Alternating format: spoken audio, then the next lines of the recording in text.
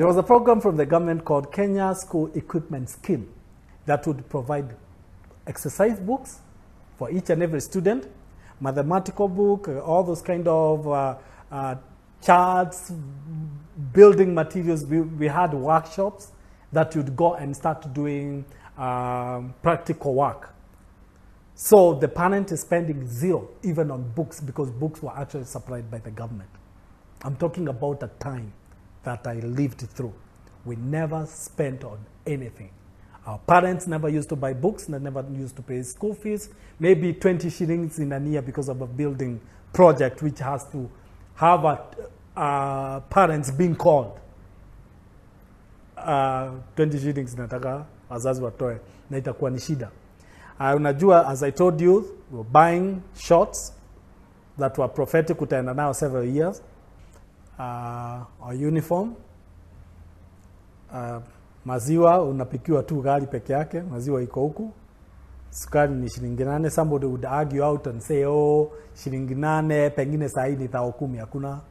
I don't think there was that nini, because at that time there was coffee and tea, so people had quite some large chunks of pieces of land. So hata hiyo majani na coffee plants, the plantations, they would really bring in some substantial amount of money. Okay, right now watu shamba ni gani? Apart from watu wanajifinya huku, watu Nairobi una get to some plots here and there. Kienda mashambani kwenu mmekatiwa shamba imekuwa barabara. So the question is, where was that poverty coming from? Where was it really coming from? Unaona watu December wamebebanisha coffee. Hizo places za coffee za kucollect coffee zimejaa, watu wanalala huko mangunia gunia za coffee, but still people are still speaking coffee, speaking poverty, you get. And lands were actually yielding. There was a lot of production in terms of farming, you know, land, and akukuwa na issues za mvua sana na nini. But the whole thing was about the mindset. People never believed in spending. It's funny, though I don't want to speak so much about it. It's funny, the moment you start holding, I call it holding, or holding back, nothing flows out. When it doesn't flow out, it doesn't come back, because you don't deserve receiving if you can't give. Okay, that's for another day. Yeah, a cup that is already full doesn't need to be filled. Yeah. So the poverty was a mindset. People never believed in spending. Money was there somehow. Wacha nikwambie instances that used to happen. How I knew, even on one sad case. There were those times where pesa ya kahawa inatoka. Now, the configuration of poverty. Wazae ndio wanaendea hiyo pesa. Poster, because banks, poster. Wazae ndio wanaendea nini? Wanaendea hiyo pesa. Mama atachuniwa. Watoto, they get nothing. How do you get? Unasema ati kwa sababu kahawa imepatiwa bonus, au majani imepatiwa bonus, at you are entitled to what? So mzae ataenda ashike ile pesa, drinks everything, mama chuniwe kidogo, and that's it. Maybe for that one day you'll be privileged kubaiwa kilo ya nyama. And that is the last thing you see before 25th of December. Yeah. Mzee aende ingie bar. Sasa that is when now they have those two songs. Nenyuo, ne amo wana sijui nini. They had funny songs. They would drink themselves to stupor. They get robbed. You know, kwa sababu atara mitaro, atara kwa barabara, nini. So mzee akibreak ya kila kwa mtaro. Na pesa wakireceive kwa poster, they used to wrap them in a nylon paper. Alafu na hii sunda kwa those too old to coats. Na isunda up. Anaenda analewa. Akilewa anaenda na kwa mtaro. Nasikia hizo statement kuna kwa mtaro. Ataenda alale pahali. So the guys who are moving around and nini wakipata mzai fulani ni kama in the name of assisting. Though people are very helpful. Nobody would really harm you and stuff because watu wanajuana sana, but hiyo pesa itabaki hapo. So kesho hauna hata nduru. People labored an entire December holiday kubeba coffee kilometers to the milling factory, ile sasa coffee factory, kubebana na hiyo kitu, the juices, the nini. Personally, December, I used to really hate the fact that I would go to the coffee plantation and start plucking coffee. That was one phase. Then kuibeba, unaibeba na ngunia kwa mgongo, those size-ish thing. Hizo juices zikumwagikia huko, beba, they are spilling all over to the feet. Because at that time uko privilege kuvaa kiatu, so inaenda upeleke kule. Then you find everybody has met at the same place. All of you are there. Your machine failed because it's been overworked. You sleep there for 3 days with your kitu. If you're not careful, ziibiwe. And then when the money comes, mzaya ende azikunywe zote, the only privilege that would come out of that ni kilo ya nyama. The thing I used to do at that time, but that is years later, though we still have to go back a little bit, is I would get somebody, go to the coffee plantation, I pay him 50 bob, because actually that is the daily allowance at that time, and then I would go work elsewhere, make 100 shillings, or make 50 shillings more, and I paid somebody to go to the coffee plantation and do all those kind of things, because at least by the end of the day, sitakuwa nimeenda kwa kahawa, now have made 50 shillings more. So that's how I used. I would tell my parents, as long as me I'm represented, you guys, you don't have to worry about me.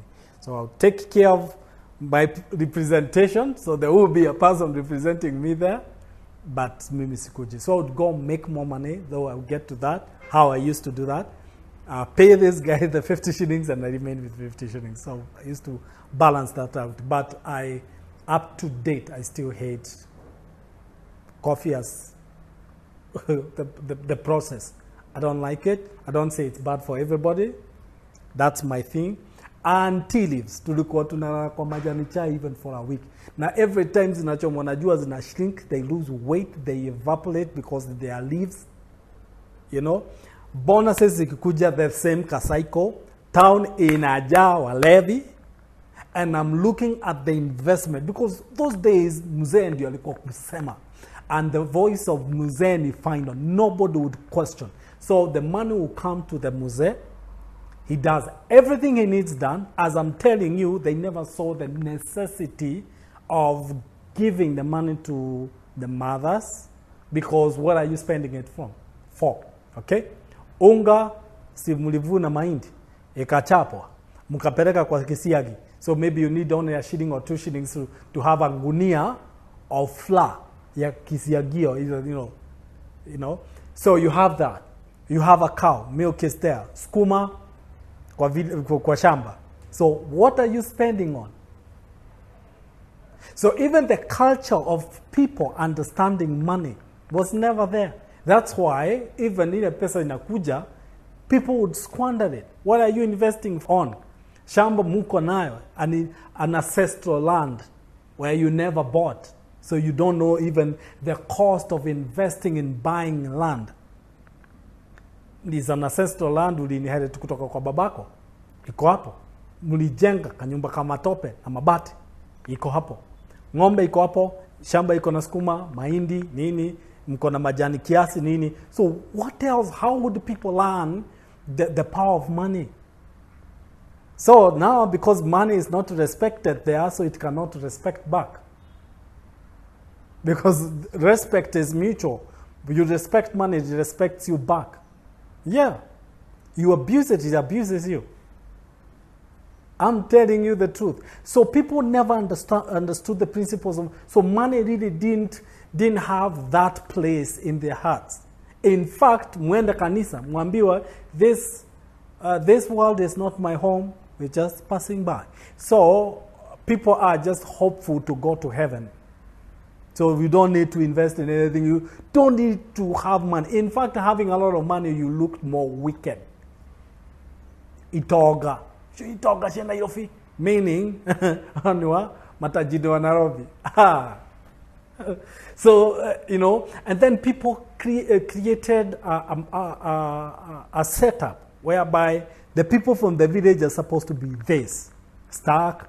They barely bought clothes, you know, apart from Christmas, watu walikuwa nang'ara, unaona.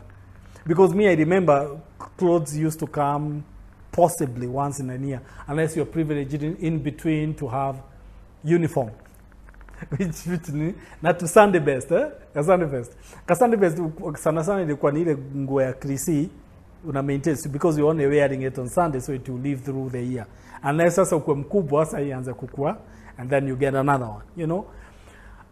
So poverty was really not about people not having.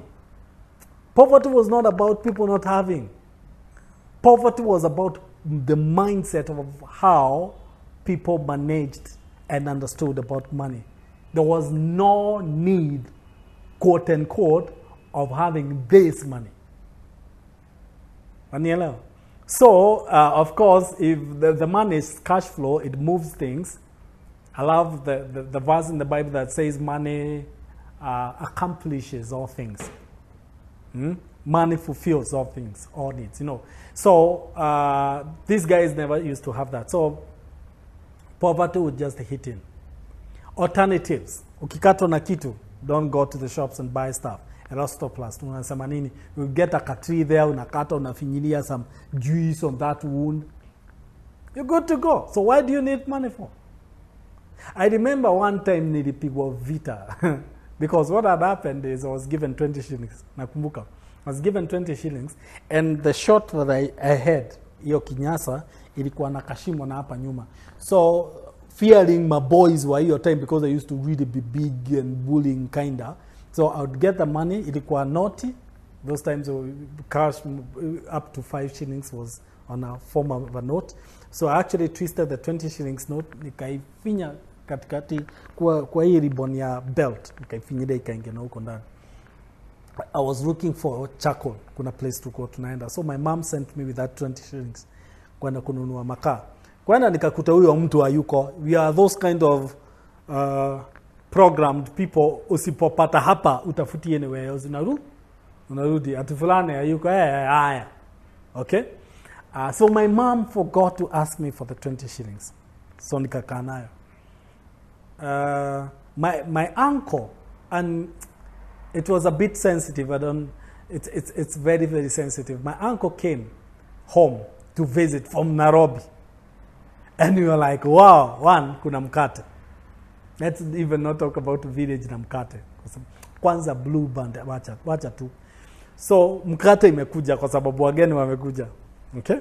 So my uncle came. Mikate nini, a few things, mchele, which used to happen only when the guests are coming. Zikakuja. Then, I remember my uncle had 5 shillings. He called my brother and my sister wale wako close kwangu. Akawapatia shilingi 5. And he never gave me. And up to date, I don't understand why he never gave me money. He gave my brother and my sister 5 shillings, 5 shillings. Mimi niko hapo, nikashindwa kumeendaje. And he left, he talks, whatever, he left. So my sister was like, we have 5 shillings. And 5 shillings would move the earth then. 5 shillings, I remember we used to have contests that 1 shilling would buy 20 sweets. 1 shilling would buy 20 sweets. 1 shilling, 20 sweets. 20 sweets you can feed the village ya vijana watoini na nasema ndio mwisho. Uko na shilingi moja. So 5 shillings, you are doing very well. So when my sister and my brother got the 5 shillings, I was like, no. This was bad. I felt very bad. Then, when I was washing my shirt, nikafeel hapa, kuna kakitu. Kupul ni 20 shillings. Nikasema, I'm 4 times richer. Munaniambia nini?